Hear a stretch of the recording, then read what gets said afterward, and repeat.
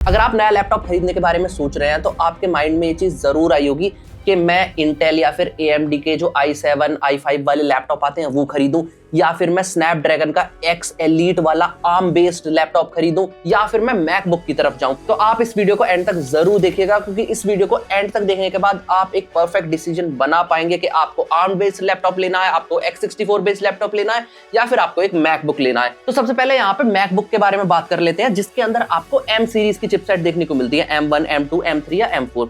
तो उसके अंदर अगर आपको बजट की कोई दिक्कत नहीं है, आप यहाँ पे 1-1.5 लाख रुपए तक आसानी से खर्च कर सकते हैं अपने लैपटॉप के ऊपर, और आपकी जो बेसिक नीड है वो यहाँ पे फोटो एडिटिंग, वीडियो एडिटिंग, ये सारी चीजें हैं जहां पे आपको गेम्स वगैरह बिल्कुल नहीं खेलने हैं अपने लैपटॉप के अंदर। तो आपके लिए मैकबुक एक परफेक्ट चॉइस है, क्योंकि उसके अंदर आपको बैटरी परफॉर्मेंस बहुत अच्छी देखने को मिलती है। और वहीं पे अगर आप एप्पल का आईफोन या फिर आईपैड वगैरह यूज करते हैं तो उसके साथ जो कंपैटिबिलिटी है वो बहुत ही कमाल की है, इकोसिस्टम बहुत कमाल का है। और वहीं पे अगर आपको एडिटिंग करनी है, आप वीडियो एडिटर हैं, तो आपके लिए बहुत अच्छी परफॉर्मेंस निकाल के देगा। उसे आप एक एक्सटर्नल मॉनिटर से कनेक्ट कर सकते हैं और आपको बहुत ही कमाल की परफॉर्मेंस देखने को मिलेगी। लेकिन वहीं पे अगर आपको यहाँ पे गेम्स खेलने हैं, आप COD खेलना चाहते हैं, आप PUBG खेलना चाहते हैं, आप GTA खेलना चाहते हैं, तो उसके लिए आपको यहाँ पे विंडोज की तरफ जाना पड़ेगा। और विंडोज के अंदर आपको यहाँ पे अभी के लिए मिलते हैं 2 तरीके के प्रोसेसर, X86 यानी कि 64 बिट वाले प्रोसेसर्स, और दूसरी तरफ है आपके Snapdragon based X Elite armed based chipset वाले प्रोसेसर, जैसे कि आप HP का OmniBook सीरीज, जिसके अंदर आपको AI वाले फीचर्स बहुत कमाल के देखने को मिलते हैं। तो अब बात आती है कि आपके लिए कौन से लैपटॉप बेटर रहने वाले हैं, ARM चिपसेट वाले स्नैपड्रैगन X Elite के साथ जो आते हैं,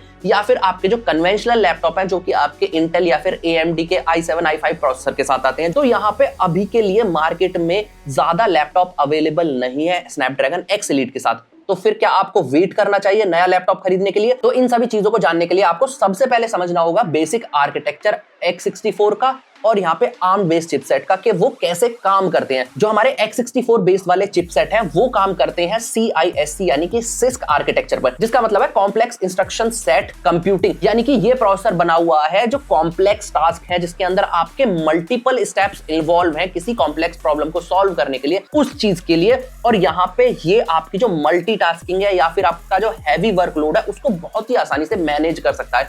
लेकिन वहीं पे जो हमारे ARM बेस्ड चिपसेट है वो काम करते हैं RISC यानी कि रिड्यूस्ड इंस्ट्रक्शन सेट कंप्यूटिंग के ऊपर। जो आपको आपके फोन देखने को मिलते हैं वो ARM बेस्ड चिपसेट के ऊपर ही काम करते हैं, तभी आपको इनके अंदर इतनी सारी बैटरी लाइफ देखने को मिल जाती है। तो ARM बेस्ड चिपसेट जो है वो आपके इस तरीके से काम करते हैं कि एक कॉम्प्लेक्स टास्क को वो छोटे छोटे पार्ट्स में डिवाइड कर देते हैं और उसके बाद यहाँ पे उसको प्रोसेस करते हैं। तो इससे होता यह है कि जो प्रॉब्लम की कॉम्प्लेक्सिटी है उसको पार्ट्स में डिवाइड कर दिया जाता है और एक एक करके सॉल्व किया जाता है, जिसकी वजह से जो पावर कंजप्शन है वो काफी ज्यादा रिड्यूस हो जाता है। तो इसी वजह से आपको जो मैकबुक है या फिर आपको जो OmniBook है उसके अंदर बैटरी लाइफ काफी ज्यादा देखने को मिलती है। वहीं पे अगर हम X64 की बात करें उसके अंदर आपको बैटरी लाइफ बहुत ही कम देखने को मिलती है। अगर एक X64 बिट वाला लैपटॉप 4 घंटे चल रहा है 10,000 mAh वाले बैटरी के ऊपर, तो वहीं पे ARM प्रोसेसर वाला लैपटॉप 10 से 12 घंटे चलेगा। लेकिन अगर मैं आपसे यहाँ पे हैवी टास्क के अंदर परफॉर्मेंस की बात करूं, जैसे कि रेंडरिंग हो गया, 3D प्रोग्रामिंग हो गया,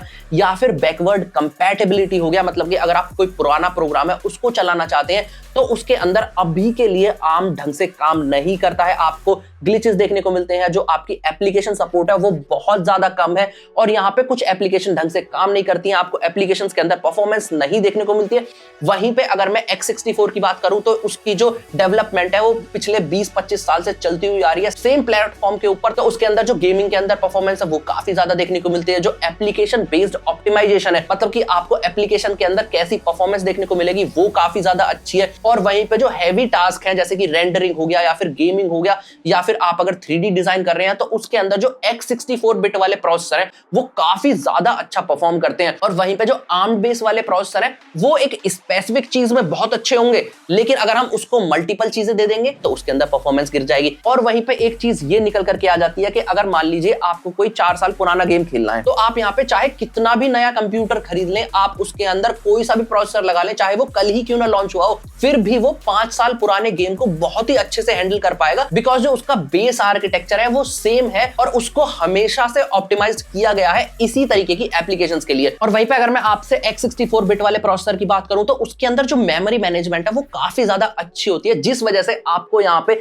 जो अपने कोड्स हैं उनको लंबा नहीं लिखना पड़ता है, ज्यादा डिटेल में नहीं एक्सप्लेन करना पड़ता है। लेकिन वहीं पे अगर मैं ARM बेस्ड चिपसेट की बात करूं तो उसके अंदर आपको RISC मॉड्यूल के यूज होने की वजह से जो आपके कोड है उसकी कॉम्प्लेक्सिटी को रिड्यूस करना पड़ता है ताकि जो प्रोसेसर है उसको आसानी से प्रोसेस कर सके। वहीं पे जो x64 बिट वाला प्रोसेसर है वो काफी ज्यादा मेमोरी को यूज कर सकता है एक टाइम पे, इसी वजह से वो यहाँ पे कॉम्प्लेक्स टास्क को आसानी से कर सकता है। तो यहाँ पे अगर मैं परफॉर्मेंस की और कंपैटिबिलिटी की बात करूं तो x64 अभी के टाइम में काफी ज्यादा बेटर है। उसके बाद आ जाती है यहाँ पे थर्मल्स की बात। तो यहाँ पे जैसा कि मैंने आपको बताया कि कॉम्प्लेक्स टास्क को करता है x64 बिट चिपसेट वाला प्रोसेसर, तो उसकी जो पावर रिक्वायरमेंट है वो काफी ज्यादा होती है in comparison to ARM chipset. तो यहाँ पे उसके अंदर हीट भी ज्यादा जनरेट होती है, तो उसको ज्यादा कूलिंग की भी जरूरत होती है। मतलब कि आपके जो ARM बेस वाले चिपसेट है उसके अंदर आपको बेटर बैटरी लाइफ देखने को मिलती है, आपकी जो हीट है वो बहुत अच्छे से मैनेज होती है क्योंकि वहां पे जो पावर कंजप्शन है वो काफी ज्यादा कम है, तो इस वजह से जो हीट निकलती है प्रोसेसर से वो भी काफी ज्यादा कम होती है।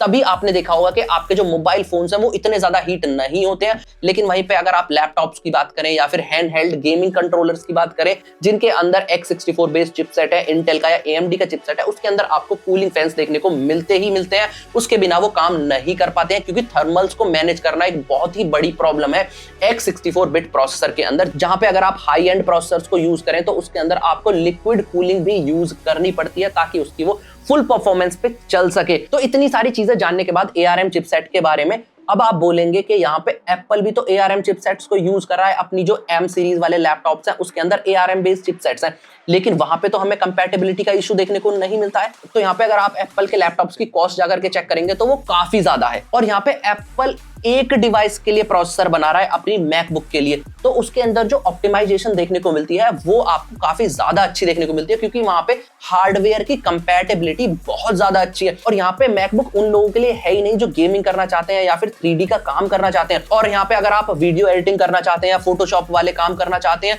तो M सीरीज वाले लैपटॉप आपके लिए बहुत ही कमाल की चीज है। आपको बेटर बैटरी लाइफ मिलेगी, आपको परफॉर्मेंस बहुत कमाल की मिलेगी। लेकिन वहीं पे अगर आपको कंपैटिबिलिटी चाहिए, आपको विंडोज वाले टूल्स को रन करना है, तो आपको वो परफॉर्मेंस नहीं देगा चाहे आप अपने मैकबुक के अंदर विंडोज इंस्टॉल कर लें। तो यहाँ पे अगर आपकी एप्लीकेशंस मैकबुक के अंदर चल जाती हैं और आपका मैकबुक के साथ काम चल सकता है तो आपके लिए उससे बेटर लैपटॉप है ही नहीं। उसके अंदर आपको परफॉर्मेंस भी मिलेगी, आपको एफिशिएंसी भी देखने को मिलेगी और उसकी बैटरी लाइफ जो है वो बहुत ही कमाल की है। मैं यहाँ पे स्पेसिफिकली बात कर रहा हूँ विंडोज लैपटॉप की या फिर विंडोज पीसी की। तो अभी के लिए ये टाइम है ही नहीं कि आप ARM बेस्ड चिपसेट को खरीदने के बारे में सोचें भी। आपको अगर कोई अभी लैपटॉप खरीदना है, आज खरीदना है, 1 महीने 2 महीने या फिर 4 महीने बाद भी कोई लैपटॉप खरीदना है, तो आपको यहाँ पे अभी इंटेल या फिर AMD बेस्ड लैपटॉप्स ही खरीदने चाहिए क्योंकि उसके अंदर आपको एटलीस्ट पता तो है कि क्या मिलने वाला है। ARM बेस्ड लैपटॉप के अंदर अभी ये भी नहीं पता है कि आपने एक दिन लैपटॉप खरीदा, उसके बाद किसी एप्लीकेशन को यूज कर रहे हैं, उसकी अपडेट आई तो वो ARM बेस्ड लैपटॉप पे काम करना बंद कर दे।